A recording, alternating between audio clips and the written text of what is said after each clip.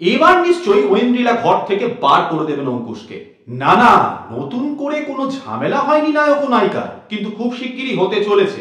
অঙ্কুশ বাংলার অন্যতম সেরা ডান্সার এবং ডান্স বাংলা ডান্সে এই সিজনের অন্যতম বিচারকও বটে। কিন্তু এই রিয়েলিটি শোয়ে শুধু নাচ এবং তার চুলচেরা বিশ্লেষণই হয় না, তার সাথে থাকে সেলিব্রিটিদের সকলের মধ্যে খুনসুটি। কখনো সেটা অঙ্কুশ আর যিশুর মধ্যে, কখনো শুভশ্রী আর অঙ্কুশের মধ্যে, কখনো তাতে যোগ দেন কৌশানী, আবার কখনো মহাগুরু মিঠুন চক্রবর্তী নিজেই।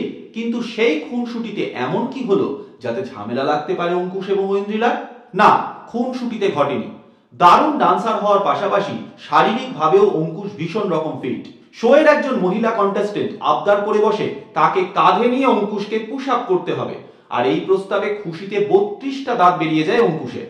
শুরুও হয় সেই মেয়েটিকে পিঠে বসিয়ে পুশ আপ। মিঠুনকেও অঙ্কুশ চ্যালেঞ্জ দিয়ে দেন এত ফিট মিঠুন কখনো হতে পারবেন কিনা। দর্শকরা সবাই তাড়িয়ে তাড়িয়ে উপভোগ করতে থাকেন এই মজার পারফরমেন্স। কিন্তু আসল ব্যাপার যে সবার চোখের আড়ালে ঘটছে সেটা খেয়াল করেননি কেউই। এই পুরো বিষয়টা ঐন্দ্রিলাকে ভিডিও কল করে দেখাচ্ছিলেন শুভশ্রী, যেটা বুঝতে পেরেই অঙ্কুশের মুখ শুকিয়ে যায়। কিন্তু এই পুরো ব্যাপারটাই ঘটে ভীষণ মজার ছলে। রিয়েলিটি শো এর এই বিষয়গুলি হয় পূর্ব পরিকল্পিত।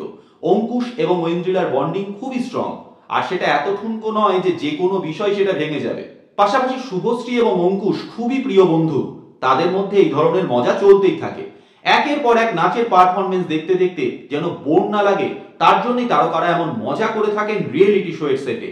এমনই বিনোদন দুনিয়ার প্রতি মুহূর্তের হারির খবর সাত তাড়াতাড়ি আপনাদের কাছে পৌঁছে দিতে বদ্ধপরিকর টাইমলাইন ক্রিয়েশন।